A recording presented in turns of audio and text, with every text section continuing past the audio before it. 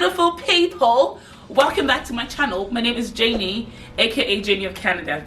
Today I have a very fun video for you, which is UK versus Canada, which is better. I know I've gotten a lot of friends who are like, okay, I want to move, I want to immigrate, and I'm not sure if I want to do the UK now that they have a really nice immigration program, or if I want to do Canada. And I thought I could answer this question myself. But while I do that, I could just bring somebody who has lived in the UK and Canada and could talk about it herself. Pardon my terrible British accent. That's what you're going to hear throughout this video anyways. I'm sorry. If you're new to this channel, where have you been? Please like, share, and subscribe. If you're interested about the immigrant journey or life as an immigrant in Canada, this is the place to be. And without further ado,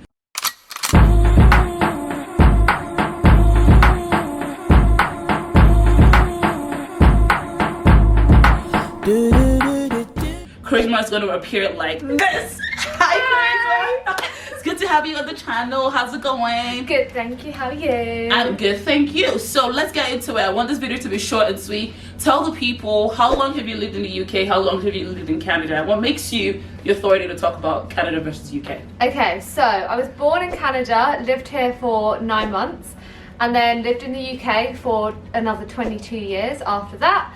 And then came back to Canada for work for 2.5 years, and then just before the pandemic, so December 2019, moved back to the UK and have been there and plan to stay there for the time being. Oh, we already have a winner. Just look at that accent. She plans to stay there. Come closer. There we go. Okay, so perfect. So Charisma, we're going to actually talk about, if you're watching this video, we're going to talk about weather, we're going to talk about the geography, we're going to talk about education, the job market, housing market, what is it like to rent or buy. What else am I missing? Shopping is key. We'll talk about shopping, we'll talk about like ease of life, cost of living, all of that. Okay, so if that sounds like transportation, oh my goodness, like living with a family, all of that stuff is what we're going to quickly talk about in as short a time as possible. So stick around. So Charisma, are you ready? I'm ready. What is the first thing you want to talk about when it comes to the UK? What do you love about it? Let's start with shopping. That's a good topic. Let's start with shopping. Okay. So you've shopped in Canada, you've shopped in the UK. Which is better? UK 100%. Why is that? The clothes are better, it's cheaper, there's more variety, there's more shops, it's just a better experience. Honestly, the quality of clothes too are better. Like there's more options, there's more fashion. Just look at the jumper she's wearing. You wouldn't even find something that's nice with these beautiful sleeves in Canada. But I think let's actually go back. Let's talk about geography. I think it's very important to talk about like where the UK is and the benefit of it versus Canada. So Canada is very big. It's the second largest country after Russia. And most of Canada is inhabitable. It's not necessarily like it is, it's just so cold. So most people actually live within 100 kilometers of the US border. So as big as Canada is, we have only 35 million people, and the UK population is double that. It's like double that. 66, 67, and it's way smaller of a country. So there's more population density in the UK. Yeah. So, and also I feel like which of the countries makes it easier to travel, UK or Canada? The UK, definitely. It is smaller, but it's better connected, and more people use public transport in the UK than they do here. More people drive here and less people drive in the UK. That is actually true because it's also smaller too. Do you have both passports? Yes, I have to have both passports. So which passport do you flex more? My Canadian, now that I live in the UK. But when you because it's cool. Oh. But when you lived in Canada, which passport would you flex more? It's probably still my Canadian, because it was still my life was built up in the UK, so it's still cool that I had a Canadian passport. That's and true. Most of my connections were in the UK. That honestly makes sense, and the accent already is the passport. Exactly. Okay, and so let's talk about weather. Okay. Which weather did you prefer? Okay, and then I have to put a caveat. Yeah, we're not going to be talking about like for certain things all of Canada. I think certain things will be more so the cities, like London versus Toronto. Okay, so weather in Toronto versus London. Definitely London. With all the rain? Yeah, there's probably the same amount of rain in Toronto that there is in London. So you guys just exaggerate a whole lot more. Yeah, and it's just a way colder here, and I prefer the summer. Although I do prefer a Toronto summer. Why is that? Because you actually get summer. We only get about 2 weeks. It's the same thing. In Canada, you only get like 2 weeks of summer. That's why everybody and the bare bums outside for the 2 weeks. Okay, so I guess weather, we can say UK is slightly better. Yeah. We get warm weather from April, whereas in Canada there was when I lived here there was a snowstorm and an ice storm in April. So Correct. We're in there you April go. and there was a snowstorm-ish last week, so that makes sense. Okay, so now next thing definitely is cost of living. So let's talk about like how more affordable is it? What's more expensive, UK or Canada? I think cost of living, Canada is probably more expensive in terms of buying groceries, cost of transport and things like that. But then housing prices, renting is pretty much the same in London and Toronto. Okay, because you said housing, let's come to that next because we just recently both bought houses. So, but the thing is, we were comparing. So I had to get a place an hour and a quarter, like an hour and a half outside of Toronto because we can't afford anything in Toronto. And I think it was about the same equivalent for the place you got outside of London. Yeah, in terms of driving, it's about an hour and a half drive from London. But it's easily commutable, which I think is the main difference. I can get a train into central London in half an hour. Whereas you cannot do that in Canada. The accessibility in Canada's transportation is not that broad. But again, I think that has to do too with the geographic expansion of how big the country is. But another thing to talk about, like in housing, let's talk about like what is it like renting versus buying? Renting in Toronto, I have to say, is much nicer. It is so much nicer. Okay, we got 1 point for renting. You feel like a bit of a celebrity when you rent in Toronto because you have majority of the places downtown, I'm speaking, are more luxurious. You'll have, say, a concierge. There might be a gym in your building. Whereas if you rent in central London, most places are similar to student housing, so you might find the kind of mold growing on the walls or heating not working properly and things like that. Older. Yeah, much older. Whereas here they're just building condos absolutely everywhere. That's true. And it's getting there in London, but we're way behind. It only started probably 3-4 years ago in terms of the quality that you have here. And you were talking about like how a lot of places don't even have concierges in London. Nowhere has a concierge. That's very posh and bougie, as we say. So it's like Canary Wharf only. Yeah, exactly. Okay, so then talk about buying then. So let's compare the buying process. So even though we say the cost is the same, but like I was thinking about how in Toronto to get something, say for like 600k, and this was before the pandemic, like not in the pandemic, but like not now, because right now it's even worse. Like our markets, I think, is more ridiculous than the market in the UK. Yeah. And what we got for about the same price, like you got something spanking new, like you got to choose your own floors and everything. Yeah. And we got to like just take something that already existed for 15 years.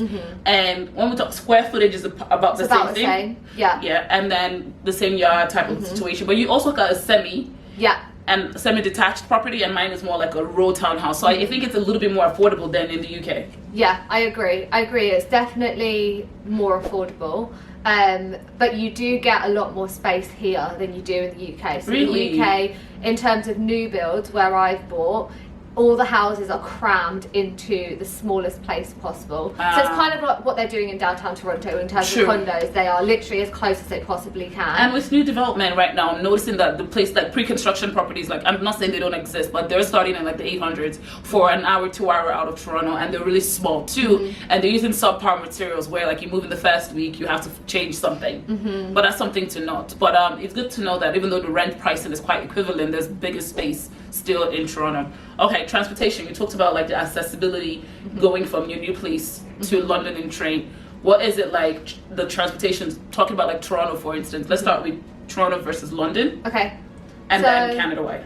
So I'd say in London, London's known for its transport system. It's really good. As it should be, and it is very, very well connected, and you can get very far by public transport, and most people use public transport just because it's quicker than driving. Driving in London is just terrible. There is so much traffic. I think the roads are narrower too. They're narrower. You now have to pay some kind of charge for being environmentally friendly if you're driving within a certain radius of London, whereas I find here in Toronto, yes, getting around the city is okay. You can go north to south, east to west, but if you want to go diagonal, it gets challenging from That there. is true. Toronto is literally like a upside down cross. So if you're trying to go somewhere in there, God help you. That's like 3 buses and things of that sort. But even I feel like Canada-wide transportation, just traveling across provinces, is so tough. Whereas in London, you can travel countries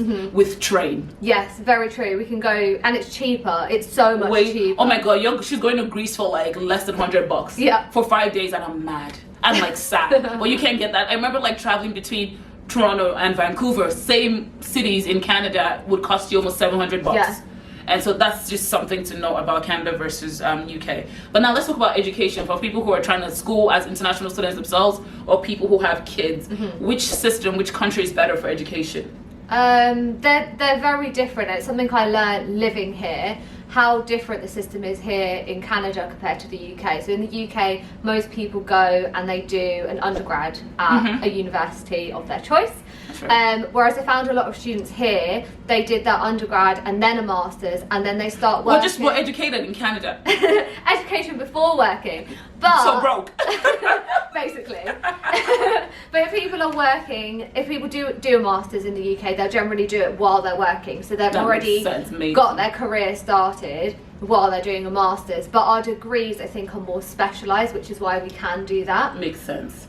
And I think, so for education, both countries have free education up until even up to high school. High school, yeah. As university, you have to pay for pure public education, so that's something to note.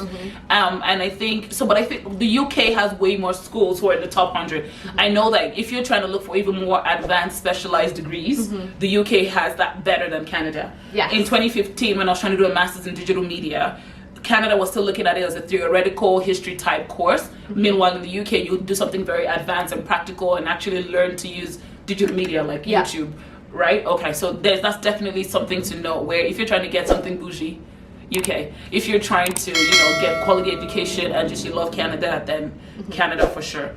We talked about like shopping and fashion. And we talked about cost of living. Did we talk about cost of living? We touched on it. We touched on it. So which you said UK is better, or is about the equivalent, but fashion is more accessible and affordable in the UK. What about things like groceries and tipping culture?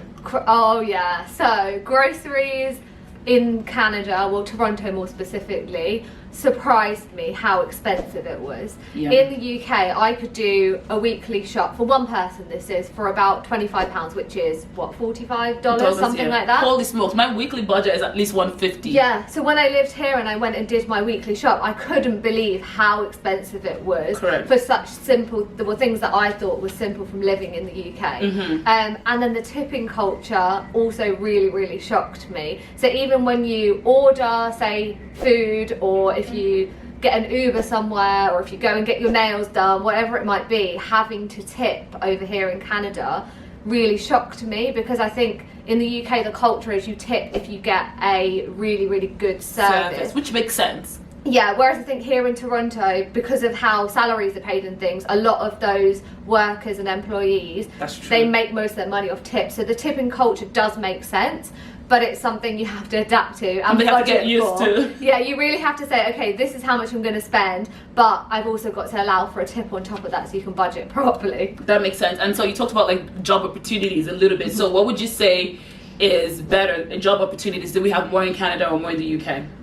Generally from like my industry, so working in the recruitment, business, corporate type of world, a lot more opportunities I found in London, and that was one of the reasons why I did move back. So being in Toronto, I would have had to wait quite a bit in terms of years of experience in order to get promoted, whereas in the UK, if you do the job well, no matter how much experience you have or how little experience, if you're doing it well, you will get promoted. Interesting. So it's a lot more easier to go up in the UK, and there's more opportunities. I think also that has to do with the size or the population size too, and the way work and education happens, where here you need to have a master's and like a million degrees for you to even be considered worthy. But then salary, then what would you say, which country pays more? I think it's about the same from what I've seen. It's pretty kind of relative to the exchange rate, but that's again, from my small lens of Okay. recruitment and corporate. No, that's fair. I would definitely say to the job opportunities part is I know that Toronto in Canada and a lot of other cities are now having tech-specific immigration programs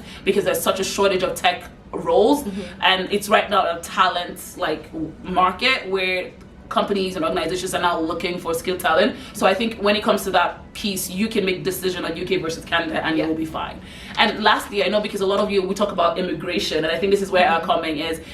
Recently, the UK now has an immigration program where you can come to the UK and stay long term, and it's now points based, like the Canada and the Australian immigration program. The only thing I would say to that, and I was reading up about this, is the UK's point based system. You still have to have a job offer before you can get into, and it would be a work permit. Whereas with Canada, you can get permanent residency from your country. You don't need a job offer. You can come here and figure out your job offer. So what I know some people have considered doing is go to the UK, get that job offer, get some experience so that they don't move to Canada and are looking for work for a long time. So once you have that experience for a year or two from the UK, you can also apply to become a permanent resident of Canada, and you would have had multiple experiences across different organizations. So is there anything else we missed? I think we covered it. I think we covered it. I think we've covered everything. I think we covered everything. If you want us to go into anything deeper, let us know in the comments. What country do you want us to compare Canada to? I'm really happy to find someone and bring them on. But I hope you like this video. I hope this video helps you make a decision on UK versus Canada. If you liked it, give it a like. And if you love it, please subscribe. And I'll see you in the next one. Thank you, Charisma. Bye. Bye.